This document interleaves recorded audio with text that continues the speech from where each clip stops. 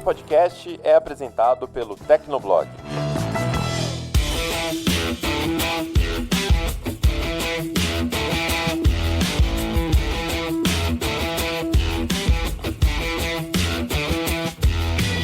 Olá, ouvinte! Seja bem-vindo! Está começando mais um episódio do Tecnocast. Eu sou o Thiago Mobilon. E eu sou o Paulo Riga. No episódio de hoje, a gente vai falar sobre a utilização de jogos de videogame nas salas de aula. A Vivi Werneck publicou uma reportagem especial lá no TB, contando exemplos, né? Ela entrevistou lá uma historiadora, professora, que está usando alguns títulos bem conhecidos dentro da sala de aula e os resultados são bem empolgantes. No segundo bloco, a gente vai falar sobre os novos preços de smartphones no Brasil, tá ficando um pouco mais caro, e também sobre a polêmica em torno aí do uso de tecnologias de reconhecimento facial para uso policial. Então aguenta aí que a gente começa depois da caixa postal.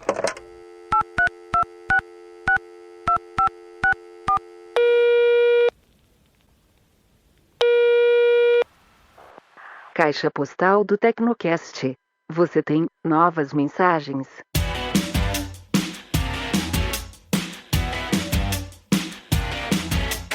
Olha, acho que a maioria aqui já conhece a história do Google, que foi criado por dois estudantes de doutorado lá no final da década de 90, e hoje é essa empresa gigantesca que vale $1 trilhão. Mas nem todo mundo conhece a iniciativa do Google que ajuda as startups a terem mais sucesso. E o recado desse Tecnocast vem justamente do pessoal do Google for Startups, uma iniciativa do Google para fazer a sua startup chegar mais longe e mais rápido. O Google for Startups gosta muito da frase "e se?". Então, e se a sua startup crescesse ainda mais? E se o seu negócio impactasse todo o mercado? Ou e se o Google fosse o seu aliado nessa sua jornada empreendedora, que certamente não é fácil, a gente sabe também, mas é muito recompensadora. A iniciativa do Google te ajuda a transformar essas hipóteses em realidade. O Google for Startups conecta negócios de tecnologia com o melhor que o Google tem a oferecer, que inclui desde treinamentos online e workshops com especialistas até programas de aceleração de longa duração. Por isso, se você tem uma ideia ou até já começou a sua startup, vale conhecer melhor o Google for Startups. Acesse o link na descrição deste Tecnocast que tem todos os detalhes.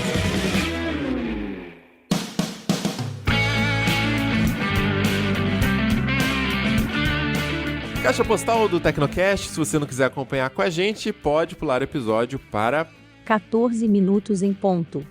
Vamos lá, Riga, qual que é a primeira mensagem aí? A primeira é do Sérgio Franco, ele mandou um e-mail para tecnocast@tecnoblog.net dizendo o seguinte: evito ao máximo usar empresas como iFood, Uber Eats, Rappi, etc. para tentar entrar em contato com os comerciantes e restaurantes da minha região. Por que eu faço isso? Porque em diversas reportagens eu vi que essas parcerias, ele colocou entre aspas aqui, não são tão parcerias assim, nem com o entregador, pagando cada vez menos pela corrida, e nem com os comerciantes, muitas vezes fazendo ofertas em que o comerciante não tem como bancar. Abraços e continuem podcastando, pois estamos precisando. Valeu, Sérgio. É verdade, né? A gente tem visto várias reportagens aí, até das Dark Kitchens, né? Que são restaurantes que não existem, né? São criados ali baseados nos dados que os aplicativos têm, e aí eles analisam as regiões que tem mais demanda, tipo aqui pede mais pizza em tal dia, tal horário. Então vamos aqui construir uma cozinha que não tem fachada para fazer só pizza e vender no aplicativo, às vezes com a marca do próprio aplicativo. Isso aí, pô, isso é ruim, né? Porque usa os dados dos outros restaurantes para canibalizar esses restaurantes. Então, são discussões que a gente tá precisando ter, mas também não são coisas novas no mundo do varejo, né? Isso aconteceu também com a Amazon, que ela começou a fazer alguns produtos usando os dados do marketplace, empresas que estavam vendendo dentro da Amazon, e o pessoal ficou muito puto, mas, cara,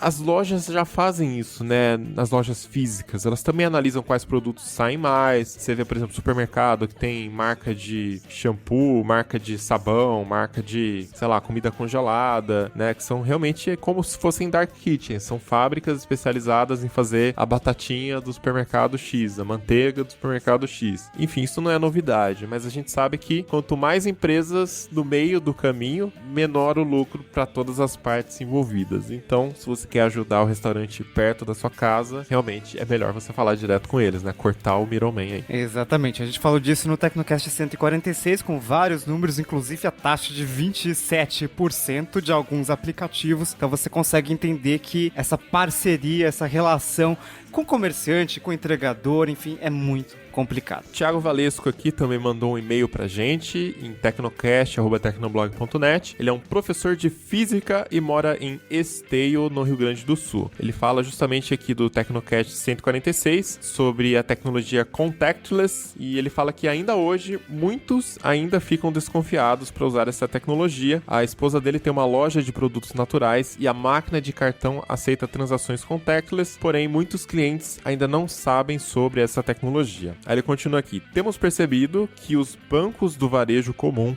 estão ainda resistentes em emitir cartões com essa tecnologia. Dos grandes, só o Bancão Amarelo tem emitido mais cartões desse tipo. Eu sei que o Itaú e o Santander estão emitindo mais cartões contactless, mas muitas vezes em bandeiras específicas, né? Então, a gente comentou do caso do Santander. O Itaú, ele tem uma preferência ali por Mastercard, né? Então, isso é muito notável entre os bancos, né? A gente vê que um banco tem uma parceria maior com uma bandeira específica, né? Mas, de qualquer forma, tá aumentando o número de cartões contactless emitidos e, assim, eu espero que seja uma questão de tempo até as pessoas entenderem o que significa esse símbolo de Wi-Fi no cartão e começar a usar e as pessoas entenderem, porque pra compras rápidas, né? Tipo, você vai na padaria, gastou R$10. Cara, precisa colocar o cartão ali, digitar a senha, esperar. Não, encosta o cartão e vai embora, sabe? Tchau. Assim, não quero falar com você, sabe? Vai embora, vai embora. E eu não sei se eu comentei no episódio também, mas esse começo do ano eu tirei férias na Europa, eu tava na Itália, e aí eu fui comprar uma passagem... Demais. Assim, eu passei por todos os locais que foram foco de coronavírus no começo do ano. Eu fui pra Milão, fiquei horas parado em Lisboa e depois eu tive um evento em Nova York. Então, assim, se eu não peguei coronavírus, foi muita sorte, assim. Eu com certeza peguei, não é possível. Quando eu fui comprar passagem de trem numa estação, eu tava em Florença. Cara, eu não conseguia usar o meu cartão com chip lá, mas a minha namorada tava com o cartão contactless, eu só aproximei e pagou. Então, assim, tem lugares, eu não tô falando de Estados Unidos, porque tem muitos lugares ainda que você tem que assinar o negócio, uma coisa muito arcaica, mas a Europa já é comum, né? Cartão contactless, você compra carteiras que protegem o seu cartão contactless de transações não autorizadas, e aqui no Brasil eu espero que chegue no mesmo nível, assim, o sistema bancário brasileiro, ele é muito forte, então acho que vai acontecer, só questão de tempo. O problema é que daí a hora que tá todo mundo começando a usar o cartão, conhecendo, vem a famosa corrente de zap com fake news, né? Falando que é perigoso. Só adia mais ainda a adoção da tecnologia. Tá difícil, gente. Procurem fontes confiáveis, por favor. E o próximo e-mail é do Eduardo de Sá. Ele tem 17 anos e ele tá respondendo uma pergunta que eu deixei no episódio do Tecnocast, perguntando, né, o que os jovens de hoje, essa galera que nasceu depois dos anos 2000, entende de Microsoft, né? O que é a Microsoft? Porque, né, o Mobilon e eu, enfim, a gente passou pela fase da Microsoft malvadona. Microsoft, né? Com cifrão. Microsoft com cifrão. E aí o Eduardo disse o seguinte: a impressão que eu tenho da Microsoft é que ela é a maior do mercado, concorrendo diretamente com a Apple, que tá sempre criando novos produtos e que ama comprar novas empresas. Eu nunca vi a Microsoft como uma empresa malvadona ou algo do tipo. Gente, como muda, né? Nossa senhora. Não, a Microsoft é muito louco isso, né? A gente falou a gente vai falar, vocês não sabem, nesse episódio a gente vai falar de Minecraft, né? Que, putz, é febre nessa geração e é um produto hoje Microsoft. Comprado, né? pela Microsoft. Comprado pela Microsoft, as crianças não se revoltaram com a Microsoft tendo comprado o Minecraft e tal. Então, assim, é uma fase diferente para a Microsoft. Tem um fator que eu não sei se joga a favor, né, nesse caso dessa geração, mas porque naquela época o Bill Gates só era o cara que queria dominar o mundo e era super milionário. E depois saiu a fundação Bill e Melinda Gates, né, dele com a esposa dele e tal. Mas ele ainda tava em destaque sempre por ser o cara mais rico do mundo. E ele é o mais rico do mundo. As pessoas adoram odiar os maiores bilionários, isso é normal, né? Mas hoje o Bill Gates, apesar de ainda ser um dos maiores bilionários do mundo, as notícias que saem sobre Bill Gates já são mais no sentido das ações que ele tem feito, né? De caridade, de vacina, de erradicar doenças, o documentário na Netflix, né? Sim, nossa, ele tá um caco, né? Nossa, tipo, combater a malária na África dá muito trabalho, bicho. Você vê a cara dele, cara, Bill Gates tá muito acabado, bicho. Mas que bom, ele tá, né? Ele ganhou muito dinheiro, né? Teve muito sucesso na Microsoft e agora tá usando o dinheiro pro bem. Muito legal. Eu não sei se ele tá acabado, né? Acho que é a idade, viu, Riga? Cara, mas quantos anos ele tem, cara? Deixa eu pesquisar aqui. Neste exato momento, 1955, 2020, 64 anos. Não devia estar do jeito que ele tá. Ele tá muito... Ele parece um Warren Buffett quase, cara. Gente. Só que o Warren Buffett tá com 90, né? Então, sei lá. O que vocês acham do Bill Gates hoje? Procure uma foto recente dele e nos digam. No documentário dele eu achei normal, assim, um velhinho, normal, nada demais. Nossa, mas com 64... Bom, enfim. Qual que é o último comentário aí? O tempo passa, Paulo Riga, o tempo passa. Eu tenho 34, daqui um mês eu faço 34, minha cabeça já tá inteira branca. Eu posto foto no Instagram, inclusive aqui um protesto, e vem jovem comentar na minha foto que não sabe se eu sou um jovem com cara de velho ou um velho com cara de jovem. Um ainda teve a ousadia de falar assim: acordar cedo não envelhece, disse Mobilon, 28 anos. Zoou com a minha cara e disse que eu sou velho. Enfim. O tempo chega, Paulo Riga. Ah, meu Deus.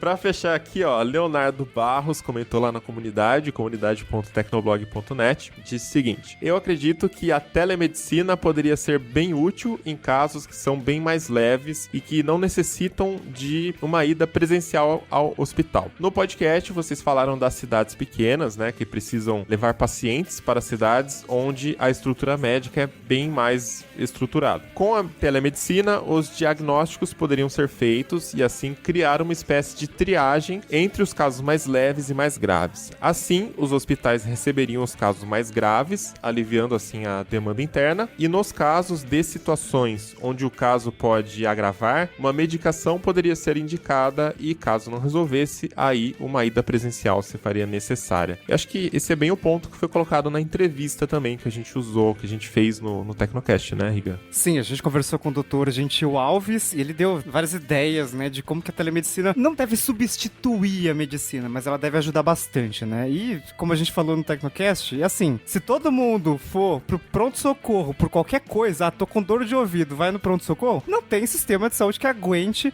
independente se tiver uma pandemia como essa que tá tendo agora ou não, assim. O sistema não tá preparado pra ficar recebendo no pronto-socorro todo mundo com qualquer problema. Então, existe essa necessidade de fazer uma triagem, né, de entender o problema da pessoa, diagnosticar e daí sim enviar pro local necessário, pro local correto, né, o local mais indicado pra tratar ou pra fazer o tratamento. E tem casos que nem precisa ir pro médico, né? Então você vai fazer o quê? Pegar coronavírus no hospital, sabe? Não, fica em casa, sabe? É isso que eu ia falar, eu acho que tem os dois casos, né? Tem a pessoa que vai no hospital por qualquer dor na unha ali, no dedão do pé, né? Já tá correndo pro médico, e aí tem que marcar, fechar a agenda, vai lá, ocupa o horário. Eu sei que todo médico que você marca no convênio, eu já tive uns 3 convênios diferentes. Não importa se você tá em caso terminal, o médico, é só daqui 3 meses que tem agenda. Aí você liga lá de novo e fala assim, oi, particular, pra quando tem agenda? A mulher fala assim, amanhã, no primeiro horário eu já consigo te encaixar, né? Então tem essa dificuldade realmente. Mas também tem as pessoas que elas não gostam de ficar indo no médico, né? Então tudo a pessoa vai esperando ver se o negócio piora e piora e piora, pra daí quando não dá mais pra segurar, a pessoa vai lá e marca o bendito do médico. Às vezes pode ser tarde demais, inclusive, né? Então acho que a telemedicina ela pode ser útil pra esses dois casos, né? Tanto pra pessoa que não iria no médico e agora que é fácil, é só no telefone aqui, eu já faço a minha consulta, quanto pra outra que marca o médico pra qualquer coisa e não é nada demais, né? Faz a triagem ali no atendimento virtual mesmo e deixa o médico de dizer se precisa ou não marcar uma agenda ali, fechar uma agenda de algum médico. A tecnologia às vezes ela é tão traiçoeira, mas às vezes ela é tão boa, né? Tão boa. Nossa senhora, eu adoro tecnologia. Que bom, afinal, editor executivo do Tecnoblog.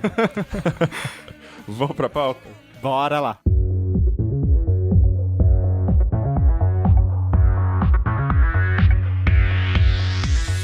Para começar o papo aqui sobre games nas salas de aula, né, o uso de videogames na educação, a gente recebe a própria Vivi Werneck. Oi, Vivi. Oi, gente. E também, para acompanhar a gente aqui, o Felipe Vinha. Também escreve sobre games lá no TB. Oi, Felipe. E aí, tudo bem? Oi Vinha, né? Estranho de chamar de Felipe. Oi Vinha.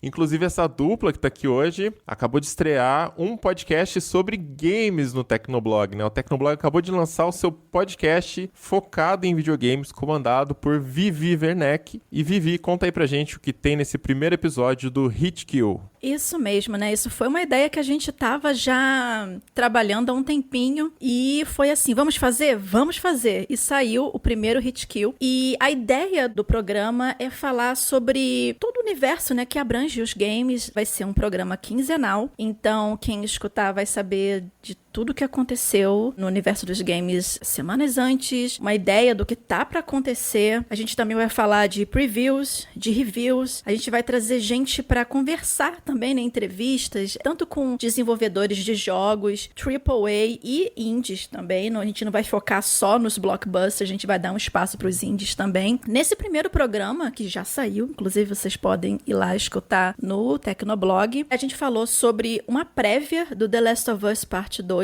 inclusive o review também já está online. A gente falou sobre... saiu um review às 4:01 da manhã. Então, se vocês não lerem, a gente vai ficar muito triste, tá? Por favor. Então, acho importante. Exatamente, né? 4:01 da manhã, esses embargos loucos e a louca que também entrando de madrugada online pra ver se tava tudo certinho. Então, por favor, leiam um review. E a gente também falou sobre Ghost of Tsushima, que é o próximo jogo exclusivo do PS4, que vai sair agora em julho, se tudo der certo, esperamos que sim. Falamos sobre eventos online, um monte que foi cancelado e adiado. Tá tudo ali certinho no post, já com as datas pra você poder acompanhar. E a ideia é a gente tá sempre trabalhando com essas novidades e conversando com vocês, e eu espero que vocês tenham gostado e que mandem sugestões de assuntos pra gente debater também. Já temos o e-mail oficial do Hitkill também? Temos o hitkill@tecnoblog.net. Agora é real. Tem o e-mail oficial, agora é real. Mande suas ideias, suas, né, eu ia falar recadinhos do coração, mas aí ia ficar um pouco muito pessoal, então assim, manda só suas ideias pra gente. E nesse primeiro episódio, né, eu contei com a participação do Felipe Vinha, que tá aqui pra gente poder conversar também, pra não ficar aquele monólogo chato de só vocês escutando a minha voz o tempo inteiro, né, Vinha?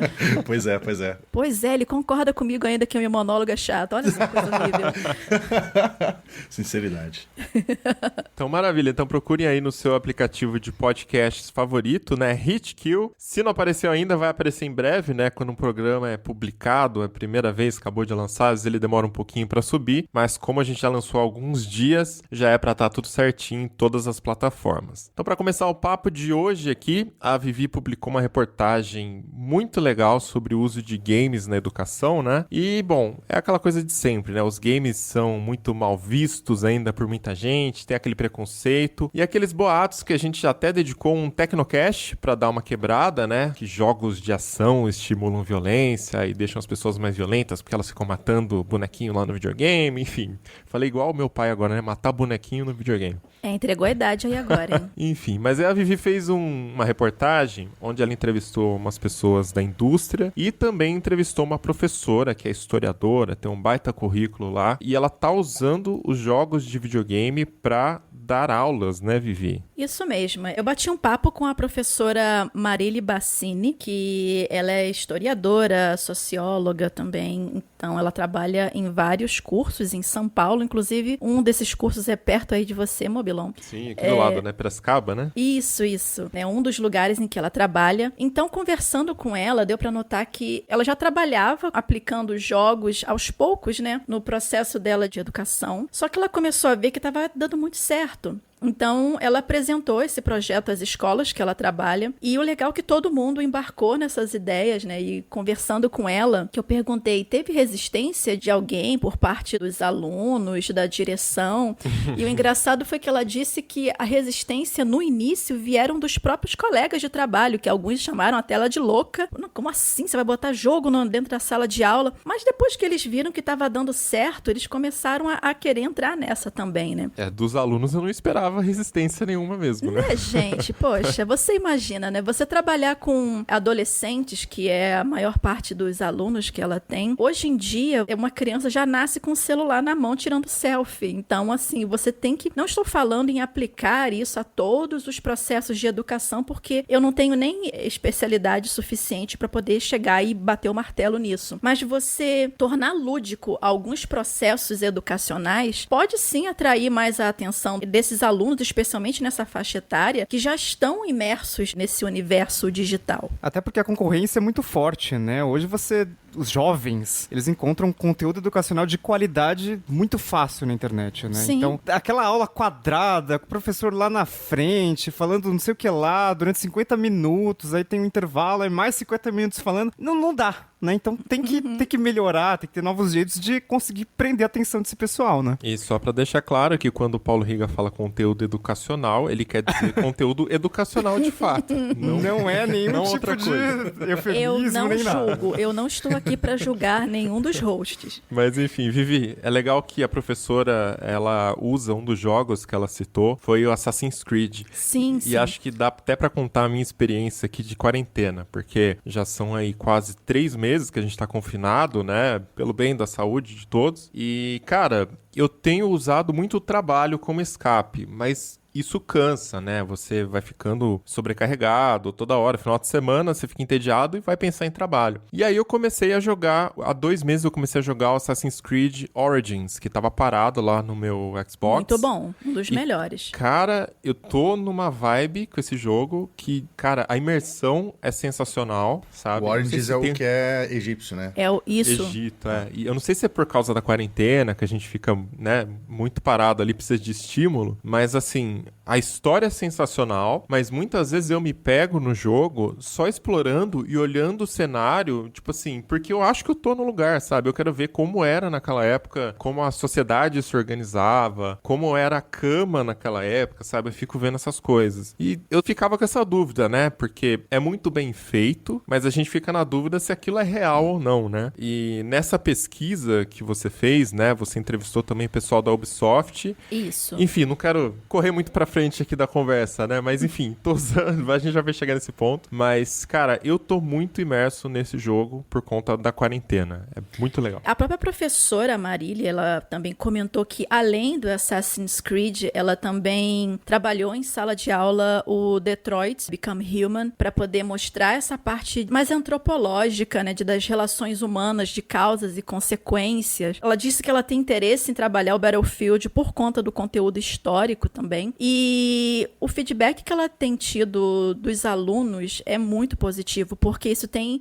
incentivado a eles a buscar mais, né, a pesquisar mais sobre o assunto, especialmente numa aula como história, em que o professor ele tem que tentar mostrar para o aluno, né, para criar aquele imaginário de como seria, e já tendo um estímulo visual e interativo no caso dos games, ajuda bastante também. Eu acho que muito desse bom conteúdo que a gente tem em games vem do próprio orçamento desses games, né? Porque as desenvolvedoras, as distribuidoras estão enfiando uma quantidade absurda de dinheiro nos games, né? Então, a gente tá gravando no dia seguinte a um evento da Sony de PlayStation 5, e a gente descobriu que GTA V vai ter pra PS3, vai ter pra PS4 e vai ter pra PS5. Esse negócio durou 3 gerações. E acho que é um exemplo que não é tão bom pra educação, mas pro orçamento, cara, é um jogo que custou 260 milhões de dólares. Cara, Avatar custou 240 milhões. Então, é muito dinheiro investido. E se você pegar, sei lá, 5% desse orçamento, vai dar 13 milhões de dólares. E botar no bolso de historiador, botar no bolso de físico, filósofo, sociólogo, dá um puta conteúdo bem trabalhado, né? E eu acho que Assassin's Creed é um exemplo disso. Inclusive, tem um historiador que está na equipe e foi personagem dessa entrevista, né? Isso. A gente entrevistou também para esse especial o Maxime Durand, que é o coordenador de produção e historiador da Ubisoft, justamente para pegar esses bastidores da produção do game, né? Ele tem um foco muito grande nessa parte da pesquisa histórica, né, da narrativa. E o interessante foi que ele disse que durante todo o processo de construção do Assassin's Creed, os historiadores, os consultores e pesquisadores trabalham lado a lado com o pessoal ali programando, fazendo design, para que tudo fique o mais próximo possível, não é igual ao que foi naquela época. E ele é bem enfático nisso, porque ele diz, não, você não tem como replicar em 100% coisas que aconteceram há 2000 anos atrás. Né? Não tem como. Então, sempre vai faltar alguma coisa muito importante. Mas, para tentar trazer o mais próximo possível do que aconteceu, eles trabalham muito com manuscritos, museus, arquivos por escrito, áudio, por vídeo, tudo que tiver pesquisado para poder fazer isso. Dependendo do que for, eles vão até o local também. Tanto que quando teve o incêndio na Catedral de Notre Dame, a própria Ubisoft cedeu um esquema que eles fizeram, né, de digital, de desenhos que eles fizeram na época que eles estavam trabalhando no Assassin's Creed Unity, que se passa na Revolução Francesa. Então tem toda uma cena que você pode escalar a igreja de Notre Dame por dentro. Então eles cederam esse arquivo, né, para ajudar na restauração da igreja, né? Isso é que mostra como que eles são dedicados nessa parte de pesquisa. E o mais interessante também é que, assim, por mais que o Assassin's Creed nunca foi feito assim com um foco pensando na educação, mas já que ele é usado para isso também, o pessoal da Ubisoft desenvolveu o Discovery Tour, que é uma versão suave de, por exemplo, do Assassin's Creed Origins e o Odyssey, que se passa durante o período da guerra entre Atenas e Esparta. Então você pode, nesse modo, viajar pelos pontos turísticos, entre aspas, né, importantes dessa época e receber informações históricas de monumentos, de como era a vida naquela época, a sociedade, as guerras, e todo esse conteúdo passou pela curadoria desses historiadores da Ubisoft. Cara, sensacional isso, né? Porque afinal não tem como a gente encontrar uma fita perdida de vídeo, pluga e ver, tipo, era assim que eram as cidades na época, era assim que não eram... tem que ser adaptado. Nem eles afirmam que o jogo é igual ao que aconteceu na época. Não tem como fazer isso. Não, mas até onde vão os livros de história, que é o que a gente aprende na sala de aula, o jogo consegue absorver tudo que a gente já sabe, que está nos livros de história, e colocar ali no ambiente onde você tem mais imersão e você consegue guardar melhor, né? Porque na sala de aula é aquela coisa muito fria, a professora fala, às vezes escreve na lousa, você vê uma gravura em um livro, e aí você tem que usar a sua criatividade, a sua imaginação pra conseguir, né, realmente montar aquele mundo na sua cabeça. E no caso de um jogo, não, você já entra e já tem aquela experiência de imersão e a compreensão é muito mais fácil, né? Até para os alunos que não se interessam tanto ou que não tem ali uma força criativa muito grande, né, para montar esse cenário na cabeça. Com um jogo desse você já entra e vê na hora, cara. É muito legal. Eu acho que até demorou demais pra Ubisoft criar esse Discovery Tour, porque o Assassin's Creed ele sempre teve essa pegada histórica mais ou menos certa, né? Mais ou menos bem próximo da realidade, desde o primeiro jogo, que é na época das cruzadas e tal. E eu tenho uma experiência própria até pra contar com Assassin's Creed 2. Quando ele lançou, eu tava terminando a faculdade, se eu não me engano, tava bem no finalzinho. E uma das últimas matérias, se eu não me engano, era sociologia ou algo do tipo. Eu realmente não lembro de cabeça. Mas o que eu lembro de cabeça é que é o seguinte: em uma das provas que eu fiz, tinha caído coisas relacionadas à Itália renascentista, né? Que é justamente a época onde o Assassin's Creed 2 se passa, e na época eu tava jogando. Então, basicamente, Olha. não façam isso, crianças, mas basicamente eu não estudei pra prova nos livros e puxei coisas de que eu lembrava do jogo pra botar na prova e acabei, né, acertando.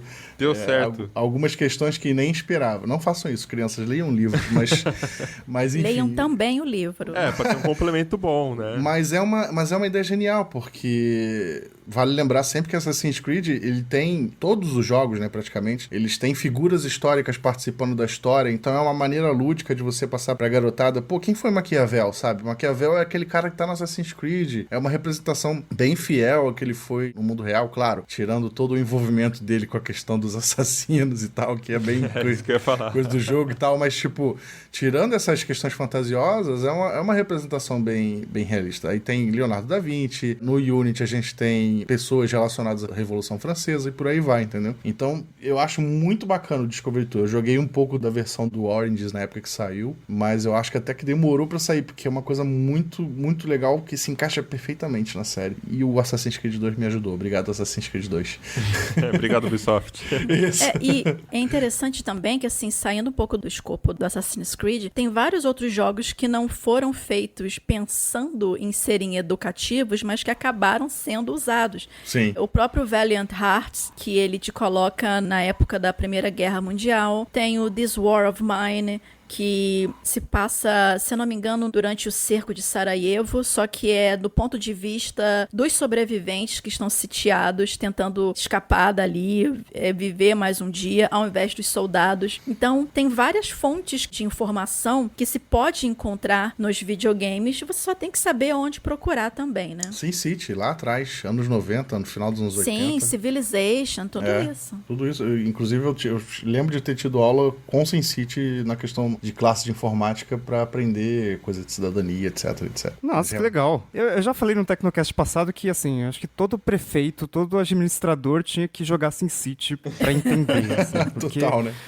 SimCity me fez uma pessoa muito melhor. Ele te ensina na prática como que é administrar e gerenciar, sei lá, um patrimônio. Sim. Então, cara, se você quer ter uma qualidade de educação incrível na cidade, você tem que construir escola e universidade. Mas de onde você pega esse maldito dinheiro para construir a escola e a universidade? Pois é. Você pode aumentar o imposto ou você pode pegar empréstimo. Se você aumentar muito imposto, as pessoas vão embora. Se você pegar empréstimo, você vai pagar juros. Aí a cidade cresce e a usina não dá conta. Daí, que usina você vai construir? A usina solar tem o custo X por megawatt, ela é mais cara, mas é totalmente limpa. A chance de dar ruim é zero. Usina nuclear é muito mais barato, também é limpo, né, porque não tem gases nocivos, mas se você for um prefeito de merda e sobrecarregar a usina, ela explode e o terreno todo fica radioativo e você nunca mais consegue colocar nenhuma casa lá. E aí do nada você está jogando e aparece um tornado destruindo a sua zona comercial. Gerenciamento de crise. Gente, é um jogo completo. SimCity me fez o que eu sou hoje. Nossa, frases potentes. Obrigado, Maxis. Obrigado, Max. As minhas cidades sempre terminavam em maremoto. Teve uma vez que eu consegui jogar um cometa. Mas você sabe que, assim, eu também sempre fui viciado em jogos, assim, de administração. Eu tinha um jogo que eu jogava no iPad que você tinha que gerenciar bangalôs. E era uma história meio tosquinha. Era tipo assim, a menina, um tio distante da menina morreu e ela herdou uma casa velha lá, um bangalô velho. E aí ela tinha que começar a cuidar dos lugares para receber turistas e tal. E você ia fazendo upgrade nos bangalôs até que ia virando hotel, resort, enfim, nas praias lá. E você comprava uma ilha nova, enfim, era um bagulho bem louco. Não era mas o Stardew Valley, não, né? Cara, não lembro. Eu acho que não. Mas era no iPad 1 que eu jogava. Foi tipo, logo que saiu o iPad 1, fizeram esse jogo. Não, acho que não foi tão famoso assim. Mas joguei esse aí, jogava muito SimCity lá no Super NES ainda, depois no emulador, no computador mesmo, do Super Nintendo. Enfim, então eu não sei quem veio primeiro, se foi o ovo ou a galinha, mas eu sempre gostei de jogos de administração. Não sei se eles me fizeram ou se eu já gostava, é por isso que eu jogava eles, né? Mas enfim, pra falar de outros tipos de jogos, né? A gente falou bastante do Assassin's Creed e o Assassin's Creed claramente tem um apelo muito histórico, né? Então, para esse tipo de professor, né? A professora que a Vivi entrevistou, inclusive, né? A Marília Bassini, ela é historiadora, né? Então, ela casa perfeitamente aí para a formação dela, mas a gente tem também outros tipos de jogos que são úteis para outras especializações, né? Vamos falar assim. Por exemplo, um que é muito famoso, até mesmo com a criançada, porque não tem violência, não tem nada, né? Que é o Minecraft. Nossa, essa idade aí tá... Denunciando idade, parte 2. O retorno. Como vocês falam crianças? Molecada, criançada. Com as crianças. As crianças. Com as crianças, tá bom. Não precisa. Garotada. Criançada. Os baixinhos. Vocês já estão fazendo... Parece patati patatá isso, gente. Alô, criançada! Enfim, tá fazendo muito sucesso com as pessoas de menor idade, porque não tem violência e nem nada, né? Tem esse lance de você construir o seu próprio mundo, então você usa a sua criatividade, né? E isso também pode ser usado para educação, né, Vivi? Sim, né? No caso, o Minecraft, que você tem a disposição de criar um mundo por blocos, que no início as pessoas podem até achar meio esquisito, especialmente esse pessoal de, nossa, e os gráficos? Mas a premissa do Minecraft é esse visual simples, mas com um leque de opções que você pode fazer ali imenso, com vários tipos de personalização. Inclusive, tem grupos especializados que se organizam na internet para montar verdadeiros monumentos, bibliotecas online, monumentos históricos online para você poder visitar, inclusive nessa época de quarentena. Então, é um jogo que, assim, ele é um canivete suíço de personalização. E para falar mais sobre ele, eu conversei com a Vera Cabral, que é a diretora de educação da Microsoft Brasil. E Dentre vários assuntos, eu perguntei para ela, por conta, né, da pandemia, as escolas todas fechadas, alguns pais estão assim num dilema de não saber o que fazer para manter os filhos entretidos e principalmente para não deixar com que eles se descuidem, né, dos estudos, porque você manter, de repente, uma criança principalmente, ou um adolescente focado nos estudos com tanta distração, pode ser complicado. E aí eu perguntei para ela como que o Minecraft pode ser usado para poder ajudar os pais a administrar esses estudos dos filhos nesse contexto. Vamos então ouvir a resposta da Vera Cabral sobre isso. A possibilidade de utilizar o Minecraft dentro desse novo conceito de educação remota é também muito interessante pelo próprio motivo de que o aluno, estando em casa, a chance dele dispersar é muito maior. Então, assim, você pensar uma aula onde você tenha maiores interações, onde você consiga trazer os alunos juntos, como a gente tem essa possibilidade no Minecraft, a partir da ferramenta multiplayer, onde a gente tem várias crianças, vários jovens, né, que no caso são jogadores, eles conseguem fazer um trabalho conjunto. Então, isso é uma ferramenta muito importante. E aí também, para o caso onde a gente não está falando da criança em casa interagindo dentro do ambiente escolar remoto, mas dentro da própria casa, a gente também tem uma possibilidade que é o Educação Minecraft no Marketplace, que na verdade é um conteúdo educacional que está gratuito para todos os pais fazerem o download. Então, no Marketplace da própria Microsoft, a gente tem, desde março deste ano, esse Minecraft aberto. É um pacote grátis e que todos os pais podem fazer o download para os seus filhos. Como a Vera explicou, tem essa possibilidade dos pais poderem participar da educação em casa dos filhos também usando o Minecraft. É só você buscar pelo jogo no Marketplace da própria Microsoft. Ele está gratuito por enquanto, por conta da pandemia, mas ele é pago, não é, Vinha? É uma coisa assim? O Minecraft Education, ele tem uma assinatura anual, se eu não me engano, mas é bem módica, é um valor muito baixo, justamente para promover a abrangência da educação e tal. Mas ele ficou gratuito por conta da pandemia e para ajudar, né, as pessoas a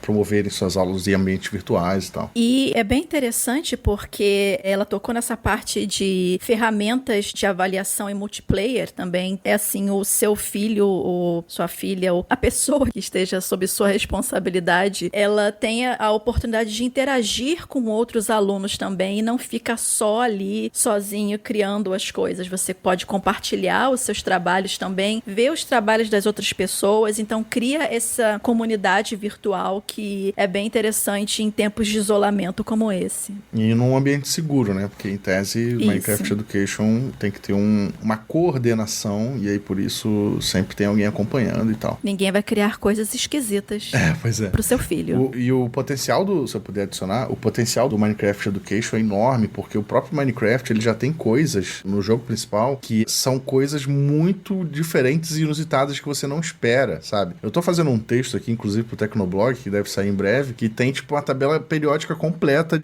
de coisas, de elementos e de objetos no Minecraft pra você replicar, sabe? É uma coisa que a pessoa que tá de fora olha e vê aquele jogo bobinho, quadradinho, com gráficos ruins, entre aspas, e não imagina o potencial gigantesco daquele jogo, sabe? Se você procurar no YouTube criações de Minecraft, criações impossíveis de Minecraft, você vê que tem gente criando computadores dentro do Minecraft, porque o jogo te permite criar circuitos com um determinado item e tal.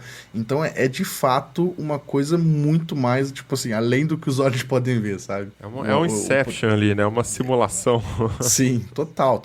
A questão do gráfico, ela é um negócio que você releva mais pra te deixar claro que aquilo é um videogame de fato, né? Porque eles não querem serem realistas, mas ao mesmo tempo... Isso ajuda muito também a acessibilidade do jogo, porque como ele não é muito pesado, capaz de rodar até em torradeira, se você souber instalar ele é pesado em Smart. alguns aspectos, porque por trás dos gráficos ele tá fazendo muitos cálculos ao mesmo tempo pra gerar. Porque o mundo que ele gera é aleatório, então tem muita coisa sendo gerada ao mesmo tempo, então isso pesa um pouquinho, mas em questão de gráfico, realmente, ele funciona muito bem em máquinas modestas, se você souber configurar direitinho. Você pode rodar ele numa torradeira e fazer uma torradeira dentro do Minecraft.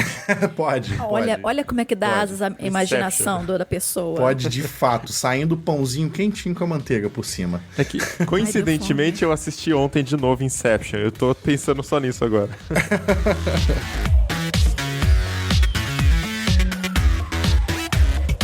Para conversar agora nesse segundo bloco, a gente recebe o nosso autor, Darlan Elder. Fala, Darlan. Opa, tudo bem? Bem-vindo aí ao Tecnocast, ao Tecnoblog, né? Começou agora faz 2 semanas. Exato, obrigado.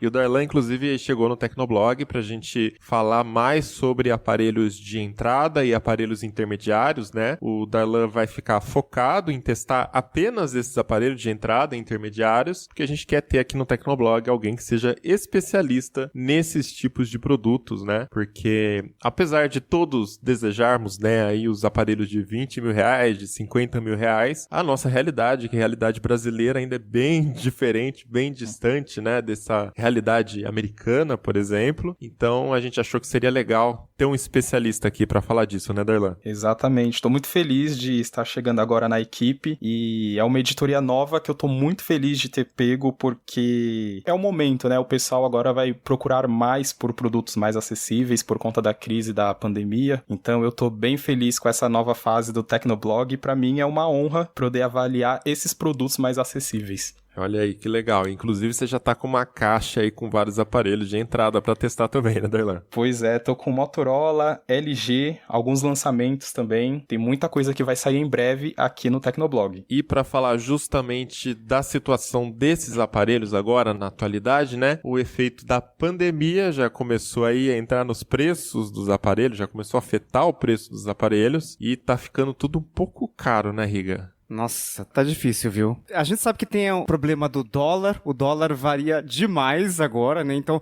teve uma época que tava chegando a R$6, aí agora deu uma baixada, 4,90, hoje já subiu pra cima de 5 de novo, então tá uma loucura, muito difícil planejar. E acho que um dos primeiros resultados que a gente viu foi na DL, que traz os aparelhos da Xiaomi pro Brasil, com garantia, nota fiscal, né? Impostos devidamente pagos. E o Redmi Note 9 Pro, que é um intermediário premium, né? Ele tem várias características legais de câmera, processamento e bateria. Ele é um aparelho que ele foi lançado por $299. Aí você pensa, $299, ok, né? Já é um pouco mais que um intermediário que fica na casa dos $200, mas aqui no Brasil, esse aparelho de $299 chegou por até R$4.199. Então, cara, a gente tá pagando preço de flagship no intermediário premium, assim, tá uma loucura. Exato. Eu cheguei a perguntar pro Luciano, que é o head do projeto Xiaomi no Brasil, na DL, que traz os produtos. Ele comentou que, assim, tá difícil pra todo mundo, né? Não tá difícil só pra eles. No caso, esses aparelhos são importados, né? Eles não são montados no Brasil, então tem alguns impostos a mais. E ele disse que, assim, 49% do preço final do produto é imposto. Então, se a gente junta 49% de imposto, se a gente junta dólar muito louco, e frete agora tá complicado, né? Porque, putz, pandemia, tem outras prioridades, por exemplo, levar equipamento médico pros lugares, né? Então frete também tá complicado. Encareceu demais, mas assim, me surpreendeu. Eu não sabia não tinha ideia que ia chegar tão caro assim. Foi muito alto. Na comunidade tecnológica existe a brincadeira de que o dólar Apple é sempre na casa dos R$10, né? Uhum. Fica sempre ali na casa dos R$8, né? Não exatamente 10. E nesse caso ficou 15. Quanto? 14. Nossa, tempos difíceis, né? Enquanto a quarentena durar, vai ser difícil mesmo. É muito doido pensar que o Redmi Note 9 Pro, que foi lançado recentemente aqui no Brasil, ele tá 4.200 e é um baita de um celular. Tem processador Snapdragon 720G e ele tem também uma construção muito premium, muito bonita. Recentemente teve aí o lançamento da Samsung, o Galaxy A21s, que tem configurações bem parecidas com o Redmi Note 9, mas o modelo da Xiaomi aqui custa 2.700, enquanto o da Samsung, o Galaxy A21s, ele tá saindo por 1.999. E são ali configurações bem parecidas, mas o preço, a diferença é bem grande. Inclusive o evento da Xiaomi e o evento da Samsung, acho que foi um dia de diferença, né, na coletiva, e teve esse questionamento, né? Nossa, mas por que a Samsung tá trazendo bem mais acessível que a Xiaomi, que é melhor, mais barato, altos memes aí, né?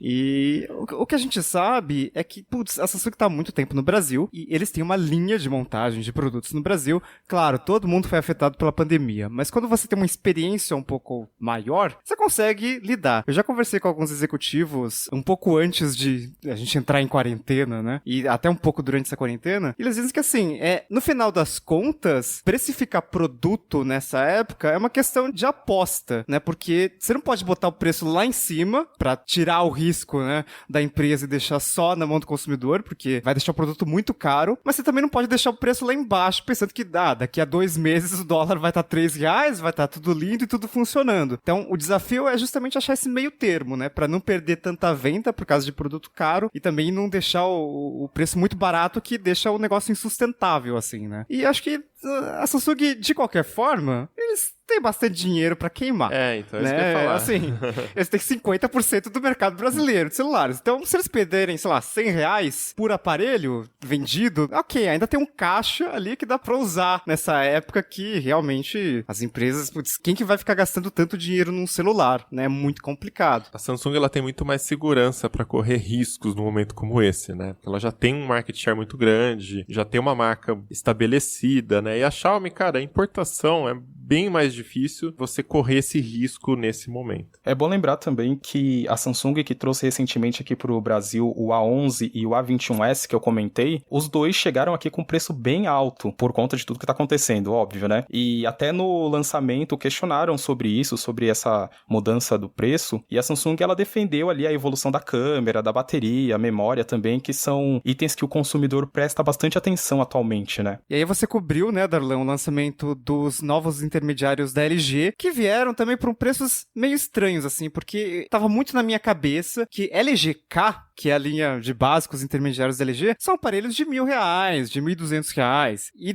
nesse ano eles não tão assim, né? Eles viraram meio que uma coisa, assim, acima, né? Eles tentam justificar dizendo que, a câmera melhorou, a tela melhorou, mas ainda assim não é o mesmo preço que a gente via antes de toda essa bagunça, né? Exatamente. A LG trouxe pro Brasil uma nova fase da linha K. Ela tá lançando aqui no Brasil o K41S, K51S e o K61, que é o topo de linha. O K41S é aquele modelo de entrada que chega ali por R$1.300. O K51S, que é o modelo intermediário, por R$1.500, e o K61, que é o topo de linha de R$1.900. Os 3 modelos foram apresentados em fevereiro e chegaram aqui no Brasil agora em junho. Eu acompanhei o lançamento aqui no Brasil e o Fabrício Habib, que é o gerente geral de produtos móveis da LG do Brasil, disse que a empresa espera que a nova linha K seja o motor de crescimento da divisão mobile, ou seja, eles estão apostando alto nessa nova fase da linha K. E também prometeu ali uma campanha agressiva, acho que muito provavelmente por conta da Samsung, que tem feito isso principalmente com a linha A, tem divulgado fortemente. Então,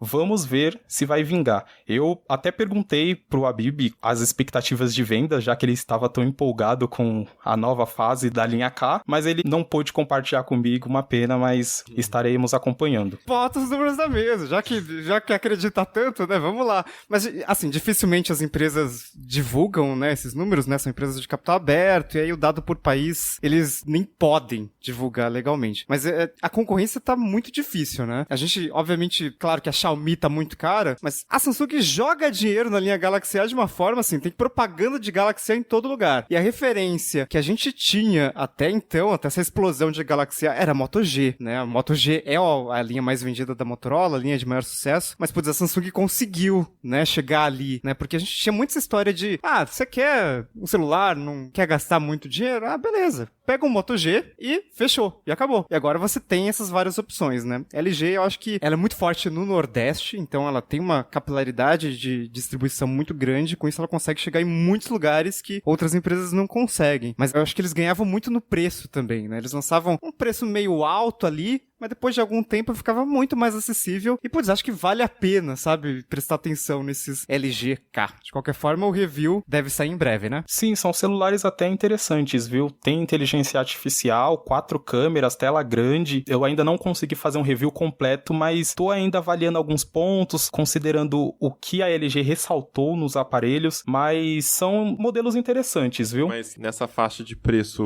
Darlan, você já consegue dizer como que ele se compara em alguns termos? Tipo câmera, desempenho, bateria, como é que tá mais ou menos nessa faixa de preço? Olha, eu acho que tá um preço legal. Principalmente se você considerar o modelo de entrada, que é o K41S, porque ele entrega muitos recursos avançados. Ele é um celular rápido, tem ali 4 câmeras, então eu acho que, pelo menos nesse segmento, nesse modelo de entrada, a LG chega com um modelo bem agressivo, assim, uma aposta muito grande. Bom, recentemente o mundo inteiro tá vendo o que tá acontecendo lá nos Estados Unidos, né? Aliás, em vários lugares do mundo também estão rolando protestos por conta de violência policial, né? A gente não vai entrar bem no tema aqui, porque não tem muito a ver com tecnologia, mas acaba caindo também em tecnologia, né? Tem um ponto de tecnologia envolvido nessa questão também, que são as tecnologias de reconhecimento facial, né, Riga? A gente viu alguns países, né, já investindo bastante em inteligência artificial para melhorar a segurança das cidades. A China, acho que é o maior exemplo, porque tem mais câmera do que gente lá e assim, na China tem muita gente, então é uma coisa, né, bem avançada, tem sistemas de reconhecimento facial. E na China, eu sou japonês, então eu posso falar, assim, as pessoas são iguais, então como é que você diferencia uma pessoa da outra e tal? É muito difícil. E assim, agora o mundo tá vivendo uma época, assim, muito difícil. Tá rolando Black Lives Matter, que acho que o Darlan pode explicar melhor, mas a gente tem que discutir o viés racial na inteligência artificial, porque isso realmente existe, já tem estudos falando sobre isso, e a Microsoft e a Amazon são grandes empresas de nuvem, grandes empresas de tecnologia que desenvolvem essas tecnologias, né? Então, imagina que você tem uma cidade com 100 mil câmeras. Para onde você vai enviar esses dados para processar e, de repente, descobrir se a pessoa, sei lá, ela é uma procurada pela justiça? Você manda isso para nuvem, porque a Microsoft, a Amazon e a IBM vão ter capacidade de processamento para fazer tudo isso, né? Muito difícil o governo do estado ter toda essa gama de servidores. Só que aí, tem estudos dizendo que, por exemplo, com negros, essa tecnologia erra muito mais. Então, putz,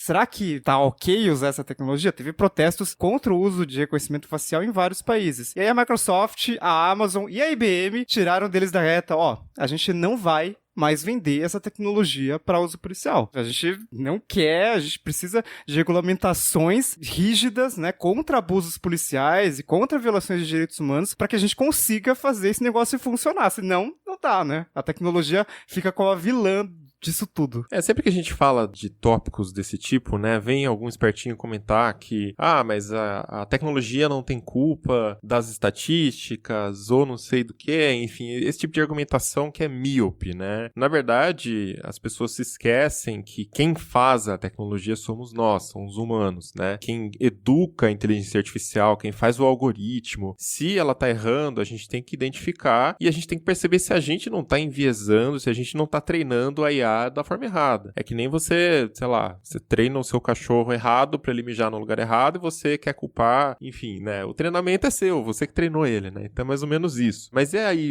Darlan, como é que faz nesses casos? Essa é uma pauta que vem sendo discutida desde o ano passado por movimentos sociais. Então, é muito doido pensar que só agora que as empresas estão tomando uma atitude. É tanto que uma pesquisa recente do MIT Media Lab da Universidade de Toronto que mostra a precisão dessa tecnologia. Mulheres brancas são reconhecidas por 93%, enquanto mulher negra é de quase 69%. É a falácia do algoritmo neutro. Ok, você pode dizer que o computador supostamente é neutro, mas com quais dados você está treinando essa inteligência artificial? Porque ela parte de algum ponto e quem define como essa inteligência artificial vai ser treinada e até como o algoritmo vai ser desenvolvido é um humano, né? Uma equipe de humanos. E eu fico pensando assim, por que só agora estão reconhecendo isso? E será que as empresas não fizeram um teste antes, sabe? Precisou acontecer um erro, um problema para começar a fazer alguma coisa? Eu fico também pensando nisso. E como que foi o processo de construção? Como que foi o processo ali de implementação? Não houve ali um momento onde eles puderam identificar alguma falha possível? Gente, e assim, não é como se fosse uma coisa nova, né? Como vocês estão falando aí. Tô lembrando agora de um caso que aconteceu há anos. A gente gravou um Tecnocast, sei lá, tem mais de 3 anos, daquele programador que tirou um álbum de fotos ali com a amiga dele e subiu no Google Photos dele e a hora que foi ver, o Google Photos separou a menina como gorila. Qual que era a categorização que ele tinha colocado? Era chimpanzé, alguma coisa assim. Então. E aí o Google Photos foi lá, se desculpou, corrigiu o algoritmo, tarará. Mas assim, pra gente ver como já tem essa dificuldade, né, ou essa falta de cuidado com o algoritmo, com o desenvolvimento da tecnologia, não é de hoje, né, já faz muito tempo. Então assim, pra chegar no ponto da tecnologia estar sendo usada em massa, né, e ter tantas empresas fornecendo aí, a gente já deveria estar, né, com um pouquinho mais de cuidado cuidado aí nessa aplicação. Claro que o reconhecimento facial pode ajudar muito, né, no sistema de segurança, mas sempre vai ter essas polêmicas, isso tem que ser aprimorado, e não é uma coisa só lá dos Estados Unidos, só da China, né? Se a gente pegar aqui em São Paulo, por exemplo, o metrô de São Paulo fez licitação e tudo, né, para instalar um sistema de reconhecimento facial nas estações de metrô. Ia custar 58 milhões de reais, mas eles foram questionados porque, além dessa questão, né, que sempre vai ter, né, de como você treina o algoritmo, tem a questão, por exemplo, da proteção de dados, né, como esses dados vão ser armazenados, como que as câmeras vão coletar, o que elas vão coletar, o que vai ser guardado, o que não vai ser guardado. E depois, se o sistema encontrar algum suspeito ou encontrar alguém que supostamente é procurado, como que o metrô vai lidar, né? Porque uma coisa é o sistema informar, mas daí qual que é a ação a se tomar? E aí não pode acontecer o que aconteceu nos Estados Unidos e que tá acontecendo inclusive durante os protestos, que é bizarro, assim. O mundo tá de cabeça para baixo. Bom, apesar do atraso, pelo menos as empresas estão tomando uma atitude, e isso é muito bacana. Não fornecer isso para sistema de vigilância é muito bacana, porque aí você já blinda ali esse tipo de erro, já elimina isso. E quando a gente pensa em tecnologia, Vale do Silício, São Francisco foi a primeira cidade nos Estados Unidos a banir completamente o uso de ferramentas de reconhecimento facial. Isso foi no ano passado. Então, assim, se até o lugar onde a tecnologia acontece, onde ela é criada, baniu, significa que a gente tem que pensar um pouco mais nessa tecnologia e tem que amadurecer. Se até o nerd fala que não vai usar a tecnologia, então, acho que é pra gente prestar atenção, né? Vamos cuidar melhor.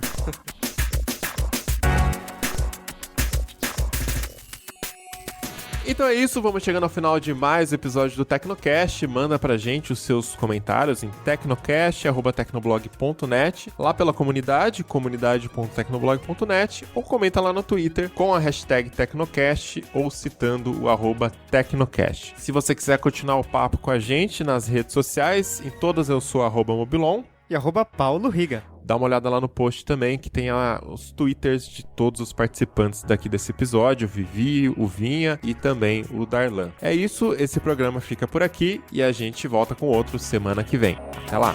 Tchau.